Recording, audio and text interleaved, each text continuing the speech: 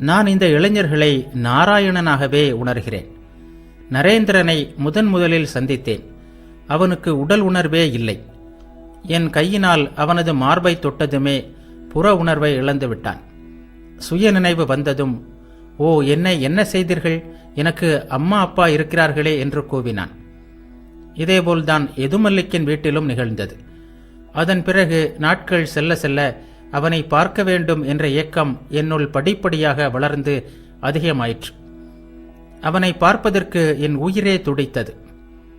போலாநாத்திடம், இதோ பாருங்கள், என் மனம் ஏன் இப்படி அடைத்துக் கொள்கிறது? காயஸ்த ஜாதியை சேர்ந்த நரேந்திரன் என்ற இளைஞன் இருக்கிறான். அவனை பார்க்க என் மனம் ஏன் இப்படி தத்தளிக்கிறது என்று கேட்டேன். அதற்கு அவர், இதற்கு விளக்கம் மகாபாரதத்தில் இருக்கிறது. சமாதியில் நிலைத்த மகாபுருஷரின் மனம் அந்த நிலையிலிருந்து கீழே வரும்போது சத்துவ குணம் கொண்டவர்களுடன் தான் இன்பம் காணும். அத்தகையோரை பார்த்தால்தான் அது குளிரும் என்று கூறினார். அவர் சொன்னதை கேட்ட பிறகுதான் என் மனம் அமைதி அடைந்தது. நரேந்திரனை பார்க்க வேண்டும் என்று நான் அடிக்கடி தனிமையில் உட்கார்ந்து அழுதிருக்கிறேன். ஓ, என்னென்ன நிலைகளெல்லாம் கடந்து சென்றுள்ளேன். முதலாக இந்த நிலை ஏற்பட்ட போது பகலும் இரவும் எப்படி கழிந்தன என்பதே எனக்கு தெரியாது. எனக்கு பைத்தியம் பிடித்துவிட்டது என்றுதான் எல்லோரும் சொன்னார்கள். அதனால்தான் திருமணம் செய்து வைத்தார்கள். பித்து பிடித்த நிலை. முதலில் கவலைப்பட்டேன். பிறகு அவளும் என்னை போன்றே வாழ்வாள், உண்பாள், உறங்குவாள் என்று எண்ணினேன்.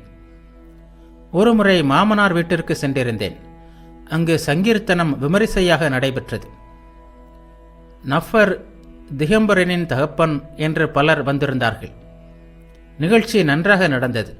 எனக்கு என்ன ஆகுமோ என்று சில சமயங்களில் நினைத்தேன். அம்மா, இங்குள்ள ஜமீன்தார்கள் எனக்கு மரியாதை காட்டுவார்களானால் எனது அனுபவங்கள் எல்லாம் உண்மை என்று நம்புவேன் என்று தேவியிடம் கூறினேன். அவர்களும் அவ்வாறே என்னிடம் வந்து பேசிவிட்டு சென்றார்கள். என்னென்ன நிலைகளிலெல்லாம் நான் இருந்திருக்கிறேன். மிக சிறிய தூண்டுதல் போதும், எனக்கு பரவச நிலை வந்துவிடும். ஓர் அழகிய 14 வயது பெண்ணை வைத்து சுந்தரி பூஜை செய்தேன். அந்த பெண்ணை சாட்சாத் அம்பிகையாகவே கண்டேன். அவளது பாதங்களில் பணத்தை வைத்து வணங்கினேன். ராம்லீலா காண சென்றிருந்தேன். அதில் பங்கு பெற்ற நடிகர்களை சாட்சாத் சீதை, ராமர், லட்சுமணன், அனுமன், விபீஷணனாக கண்டேன். அந்த நடிகர்கள் எல்லோரையும் பூஜித்தேன். அந்த நாட்களில் நான் இங்கு சிறிய பெண்களை அழைத்து குமாரி பூஜை செய்வதுண்டு. அவர்களை சாட்சாத் தேவியாகவே கண்டேன். ஒரு நாள் மகிழ மரத்தடியில் நீல நிற புடவை கட்டிக்கொண்டு ஒரு பெண் நின்று கொண்டிருந்ததை கண்டேன். அவள் ஒரு விலைமகள். அவளை பார்த்ததும் என் உள்ளத்தில் சீதையை பற்றிய உணர்வுகள்தான் மேலெழுந்தன. அந்த பெண்ணை அடியோடு மறந்துவிட்டேன். உண்மையாகவே இலங்கையிலிருந்து மீட்கப்பட்டு ராமருடன் செல்கின்ற சீதையை கண்டேன். நீண்ட நேரம் புற உலக நினைவின்றி சமாதி நிலையில் ஆழ்ந்திருந்தேன். மற்றொரு நாள் கோட்டையில் உள்ள மைதானத்திற்கு உலவி வர சென்றிருந்தேன். அங்கு பலூன் உயர பறக்க இருந்தது. மைதானத்தில் பெரும் கூட்டம் கூடியிருந்தது.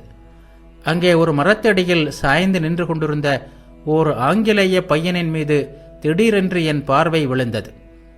அவனது உடல் 3 இடங்களில் வளைந்திருந்தது. அவனை அவ்விதம் பார்த்தேனோ இல்லையோ, எனக்கு ஸ்ரீ கிருஷ்ணரின் உணர்வுகள் என்னுள் கிளர்ந்தன. நான் சமாதி நிலை அடைந்து விட்டேன். சிகோரில் உள்ள ஆய சிறுவர்களுக்கு உணவளித்தேன். இனிப்பு பண்டங்களை அவர்களின் கையிலேயே கொடுத்தேன்.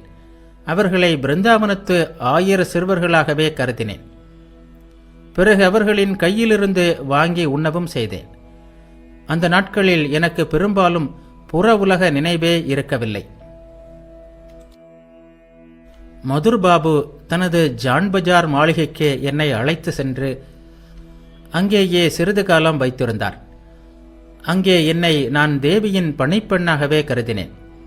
சிறுவர்கள் முன்னால் பெண்கள் எப்படி இருப்பார்களோ அதுபோலவே அந்த வீட்டு பெண்கள் என் முன் சிறிதும் கூச்சப்படாமல் இருந்தார்கள். மதுர்பாபுவின் மகளை அவளது கணவனின் அறையில் தூங்குவதற்காக ஒரு வேலைக்காரியுடன் கொண்டு போய் விட்டு வருவேன். இப்போதும் ஏதாவது சாதாரண நிகழ்ச்சி கூட என்னை பரவசத்தில் ஆழ்த்தி விடுகிறது. ராக்கால் ஜெபிக்கும்போது கர் முர் என்று சத்தம் வரும். அதை கேட்கும்போது என்னால் என்னை கட்டுப்படுத்திக் கொள்ள இயலாமல் போய்விடும். ஒரே அடியாக இறை உணர்வு எழுந்து நான் என்னை இழந்து விடுவேன்.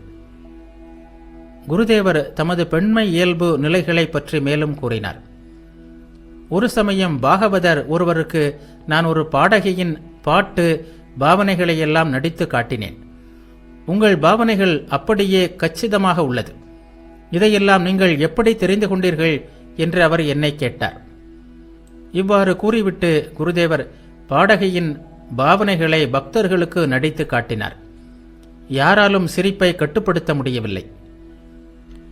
பகல் உணவிற்கு பிறகு குருதேவர் சிறிது இளைப்பாறினார். ஆழ்ந்த உறக்கமில்லை. கண்களை மூடியவாறு படுத்திருந்தார். பிரம்ம சமாஜத்தின் பழைய அங்கத்தினரான மணிலால் மல்லைக்கு வந்து குருதேவரை வணங்கிவிட்டு கீழே அமர்ந்தார். குருதேவர் அப்போதும் படுத்திருந்தார். மணிலால் அவரிடம் இடையிடையே கேள்விகள் கேட்டார். குருதேவரும் அரை தூக்கத்தில் ஒன்றிரண்டு வார்த்தைகளில் பதிலளித்தார். மணிலால் கேட்டார், நித்திய கோபாலை சிவநாத் மிகவும் புகழ்ந்து சொல்கிறார். அவனுடைய நிலை மிகவும் உயர்ந்ததாக இருக்கிறது என்கிறார் அவர். குருதேவர் படுத்துக்கொண்டே இருந்தார். தூக்கம் முழுவதும் கலையவில்லை. ஹாஸ்ராவை பற்றி எல்லோரும் என்ன சொல்கிறார்கள் என்று கேட்டுவிட்டு எழுந்து உட்கார்ந்தார். பிறகு மணிலாலிடம் பவனாத்தின் பக்தியை பற்றி பேச ஆரம்பித்தார். ஸ்ரீராமகிருஷ்ணர் கூறினார், ஆஹா, அவனது மனநிலை எவ்வளவு உயர்ந்ததாக உள்ளது. பாடத் தொடங்கிய உடனே கண்களிலிருந்து கண்ணீர் வழிய ஆரம்பித்து விடுகிறது. ஹரிஷை பார்த்தால் ஒரே அடியாக அவனுக்கு பரவசம் ஏற்பட்டு விடுகிறது. ஹரிஷ் மிகவும் பாக்கியம் செய்தவன் என்று பவனாத் சொல்கிறான். ஏன் தெரியுமா? ஹரிஷ் வீட்டை விட்டு அடிக்கடி இங்கே வந்து தங்குகிறான் அல்லவா? மாவிடம் கூறினார், பக்தி ஏற்படுவதற்கு காரணமாக இருப்பது எது? பவனாத்தை போன்ற இந்த இளைஞர்களிடம் இந்த அளவுக்கு ஆன்மீக எழுச்சி ஏற்பட்டிருப்பதற்கு என்ன காரணம்? மௌனமாக இருந்தார். ஸ்ரீராமகிருஷ்ணர் கூறினார், என்ன காரணம் தெரியுமா? மக்கள் எல்லோரும் பார்ப்பதற்கு ஒரே விதமாகத்தான் இருக்கிறார்கள். ஆனால் சிலருள் திரட்டுப்பால் இருக்கிறது. கொழுக்கட்டையின் உள்ளே உளுத்தம்பருப்பும் இருக்கலாம், அல்லது திரட்டுப்பாலும் இருக்கலாம். ஆனால் எல்லாமே பார்க்க ஒரே மாதிரியாகத்தான் இருக்கும். இறைவனை அறிவதற்கான ஆவல், அவரிடம் பிரேம பக்தி, இதுதான் அந்த திரட்டுப்பால். குருதேவர் பக்தர்களுக்கு அபயம் அளித்து பின்வருமாறு பேச ஆரம்பித்தார். ஸ்ரீராமகிருஷ்ணர் மாவிடம் கூறினார், சிலர் எனக்கு ஞானமோ பக்தியோ கிடைக்காது என்றுதான் தோன்றுகிறது, நான் கட்டுண்டவன் என்று நினைக்கிறார்கள். ஆனால் குருவின் அருள் கிடைக்குமானால் எதற்கும் பயப்பட தேவையில்லை. கருவுற்ற பெண் புலி ஒன்று ஓர் ஆட்டு மந்தையை தாக்கியது. பாய்ந்த வேகத்தில் அங்கேயே குட்டியை ஈன்றுவிட்டு இறந்தது. அந்த புலிக்குட்டி ஆடுகளுடனேயே வளர்ந்தது.